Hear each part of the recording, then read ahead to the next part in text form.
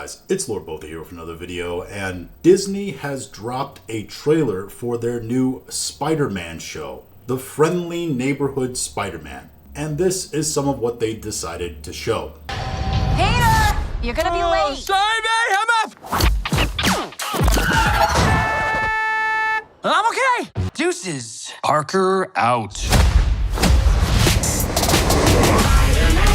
Superpower size kid, know you want a neighbor like me. He's running, grab him! Gotcha! I thought it was dead meat. Check out our next victim in his dumbass costume. Is my suit really that bad? Ouch! Change, no, this is the real me. So, you're Spider-Man. With my help, you'll achieve greatness. Oh man, this suit's incredible!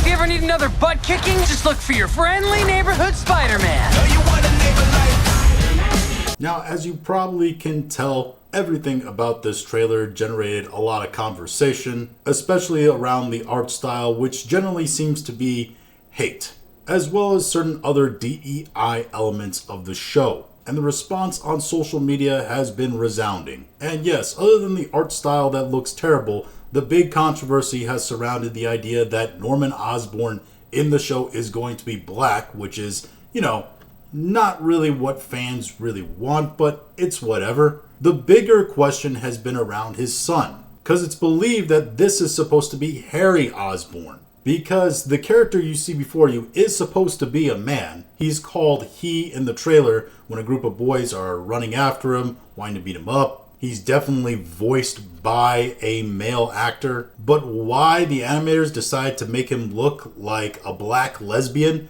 I'm not quite sure. But the response, as you can see, has been fairly negative. Utter trash. I gotta go back and read the comics again to remember why I even cared. What 12-year-old drew this? Unwatchable. That's not Harry Osborn, showing a comparison between the 90s series and the new iterations of Harry and Norman Osborn, which is important to note is a reason why I think this show was always destined to fail. We already have numerous Spider-Man animated TV shows, going back all the way to the 1980s or even 60s. In fact, we have a plethora of cartoons. My daughter's 2 going on 3. She watches 4 cartoons. Of those 4 cartoons, 3 of them are cartoons from when I was a kid. The 4th one is Bluey, because Bluey is amazing. Go watch it, especially if you have kids. It's good if you don't have kids, but it's even better when you have kids. If I want my kid to watch cartoons, I can just show them cartoons from when I was a kid, or my parents, or etc.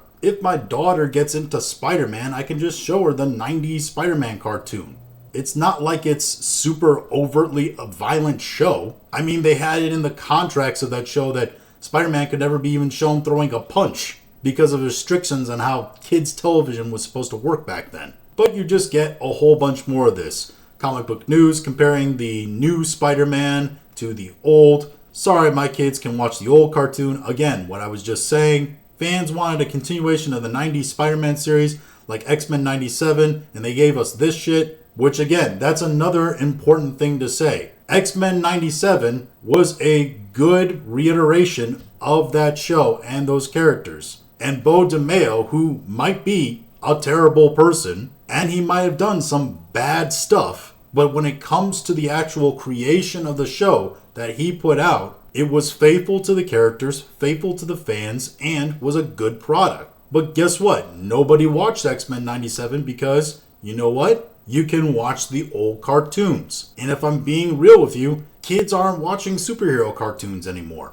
Just like kids aren't reading superhero comics anymore. What they're doing is playing superhero video games. It's one of the reasons Marvel Rivals is probably hugely popular, which also puts a huge dent in the whole superhero fatigue argument. Now, it's important to note that this show has been in the works for at least before 2022, because that's when we first got the real news about this show and the possibility of Norman and Harry Osborn being race swapped. So yes, it's quite possible that this thing has been in the pipeline for a long time. It's an old DEI holdover from that era of Marvel when they were trying to push this woke agenda stuff that they've kind of already said that they're moving away from because it's not working and they know it's not working. But this, like Ironheart, like other things, it's all been in development for a really long time, and they're just releasing it knowing it's going to do terrible, but they got to put it out there